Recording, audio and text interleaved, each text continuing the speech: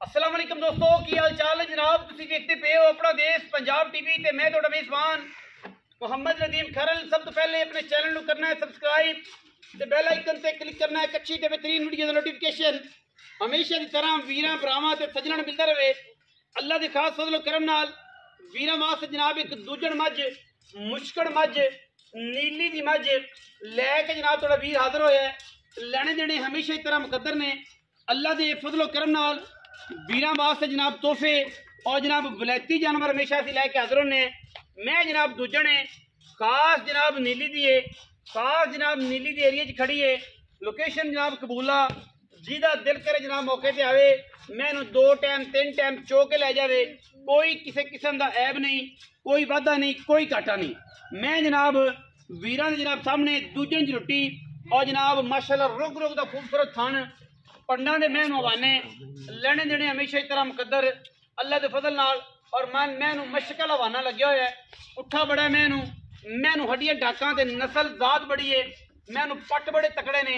मैं जनाब अंदरलियां तो लैके नास तक वलैती है। थम्मा वाले पैर, सारे दिन दरिया चरण वाली मुश्कन, छज्जा वर्गे कन्न, सिर बूथी की गल फिर बाद च करांगे।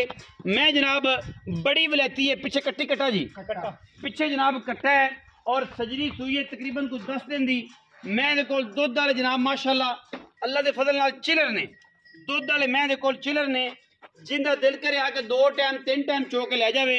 थान वीरां दे जनाब सामने ने माशाअल्लाह बड़ा खूबसूरत थान, जेडा सोहना थान ओडा ही खूबसूरत पसमा, ओडा ही खूबसूरत लात, एडा ही खूबसूरत चुआ। इन्हां तिन्नां चीज़ों की गारंटी होंदी है साडी। मैं माशाअल्लाह हर लेवल तो, हर जाविये तो, हर एंगल तो पूरी है। मैं जनाब दूजण है बड़ी वलैती ते बड़ी रजी पुजी है, बड़ियां ठाठां वाली है। पुछल दा सिट्टा माजू सिर्फ चिट्टा है, बाकी कोई ऐब नहीं किसी किस्म का। मैं इहनूं अगे तो लैके पिछे तक हवाना दोनों पासे जनाब पूरा है। और मैं अल्लाह के फजल नाल वीरां वास्ते बड़ी तवज्जो का मरकज है। बाकी इंशाअल्लाह बेऐब जानवर है, तसल्ली वाला जानवर है। 2 टाइम 3 टाइम 4 टाइम आके चुआई जो बंदा करे, सानू कोई एतराज़ नहीं, किसी किस्म का भी कोई एतराज़ नहीं, क्योंकि असी काम करना है वलैतियां का। मई देने ने वीरां नूं वलैती। और मैं इंशाअल्लाह एक तो एक वध जिहड़ी है वो साडी कोशिश होंदी है कि असी वलैती मझ देइए, वीरां नूं शौक करवाइए। पिछे कट्टा मझ दे तसलियां वीरां ने कर लैणियां ने, शौक वीरां ने कर लेना है। हर लैवल तो इंशाअल्लाह किसी पासों मैं नहीं खुटती। पीढ़ियां के पावर के सोहने खान लगे ने और एडा खूबसूरत चुआ है। मुश्किल मैं पिछे कट्टा कट्टा लिया, मैं जरा टोर फिर के भी विखावांगे, तसल्ली करावांगे।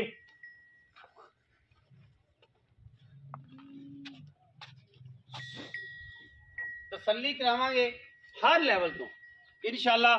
कोई तुहानू वादा, कोई घाटा, किसी किस्म का कोई ऐब नहीं होएगा। जनाब वो कट्टा है, वीर तसल्ली कर लेंगे माशाअल्लाह।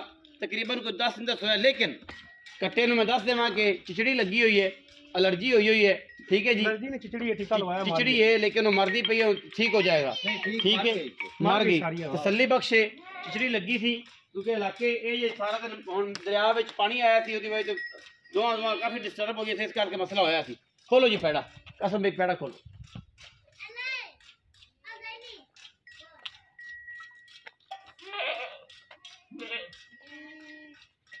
कसम तसल्ली करवाओ, मैं तोड़ फिर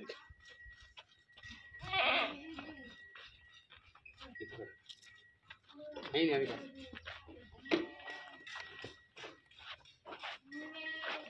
बड़े कादे ने माशाअल्लाह। मैं बड़े जोबन वाली मैं जी माशाअल्लाह। वीरां दे जनाब सामने है, कोई किसी किस्म का कोई ऐब नहीं, कोई वाधा नहीं, कोई घाटा नहीं। मैं बार बार गल करना कि जो जानवर दसने की तसल्ली कराया करो आके। मालक कहे दुध 13 किलो, तुम 12 किलो समझ के आओ, लेकिन 4 चुआइयां करके ले जाओ। 1 नहीं, 2 नहीं, 3 नहीं, 4 चुआई तसल्ली बख्श। पानी पीती मैं पी लेंगे।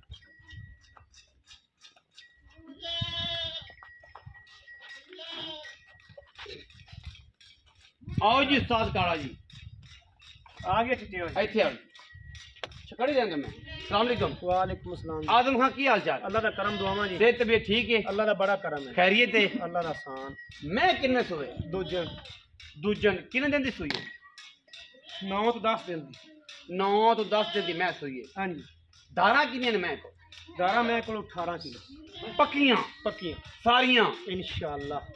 आदम गल बड़ी होंदी बंदे दी गल नहीं होंदी। तेनू पता है आप जेड़ी गल करने हैं परमानेंट करने हैं पक्की पक्की लोहे ली वैलिड वैलिड।